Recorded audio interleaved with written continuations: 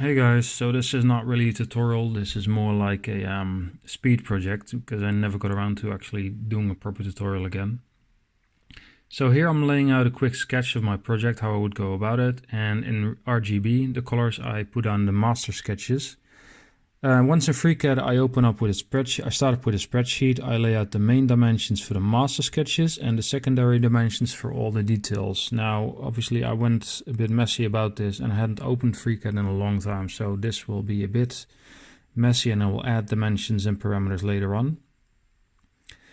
Basically, the idea is this. In part, you started with a spreadsheet with all your dimensions. Then you go to part design and you create a new part. That's the yellow icon. Then you create a body that will hold all the master sketches. At least this is how I tend to do it. One master sketch for each main direction. You can do everything in a single sketch, but I like to keep it a little bit clearer for myself. So I use one for every main direction that I create. Then I create a new body for each and every single side that I use, or main part, so to say. Within that new body, I create a shape binder, and with the shape binder, I bring in or copy the master sketch over. And then within the body for the part that has the shape binder, I create a new sketch again, and that new sketch references that shape binder. So the main sketches I can edit the dimensions for it, and the shape binder in the new body, it needs to be a shape binder because it's not in the same body, will update based on the master sketch, and then the sketches which form the actual part will update based on the shape binder that they are attached to.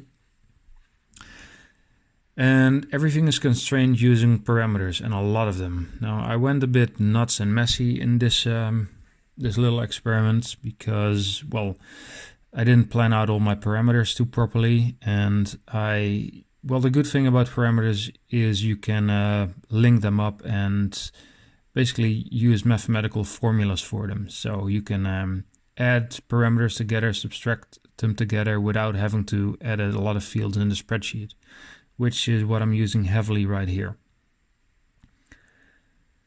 So this project is a small workbench with, it's not nearly finished, it's just a wild quick design anyway. You just saw me linking some parameters together. And again, that's one side finished. And I figured out, you know what, I need an extra dimension for the height of the hole in the workbench. So I added a new parameter on the fly, and I added the existing constraints to use that parameter. And now a new sketch in a new body. And I'm struggling a bit here because I can't figure out why my shape binder isn't showing up. Turned out I never fully copied it over. So I have a new shape binder. I use reference geometry, and I bind the sketch to the shape binder. And again, I cut out the bottom of it, the feet, and I use constraints and parameters, etc. I like to use mirror constraints and equal constraints a lot, and if I have redundant constraints, I don't like when the whole sketch turns orange. I tend not to focus on them too much, just select and delete. If there's anything missing, I will fix it anyway later on.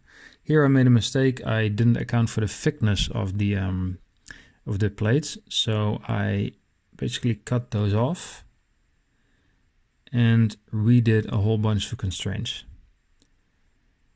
Again, everything is still referenced to the shape binder, and the shape binder has the main dimensions from the master sketch. So now I have all the main sides, except the insides obviously, and I try to use a multi-transform, except that only works within the same plane that the actual sketch is on, so it doesn't work. I had to go to part design workbench, to part workbench, and use a regular mirror item. Here I'm copying the top sketch over, which is also referenced to the shape binder. I'm deleting the outside shell, and I'm just keeping the construction lines, and I have the circle which I will use for the hole aligned to the construction line. Then I'm using a multi-transform feature here with two linear patterns, and I'm finally switching back to a mouse. with two linear patterns and using parameters to determine the distance and the amount of occurrences, which I had already laid out in the beginning in the spreadsheet. And struggling a little bit because the length turned out to be the length of the entire action, not just the action between different occurrences. So yeah, that's one linear pattern. Now the other one, and use a different axis to get it. Okay, and there we go.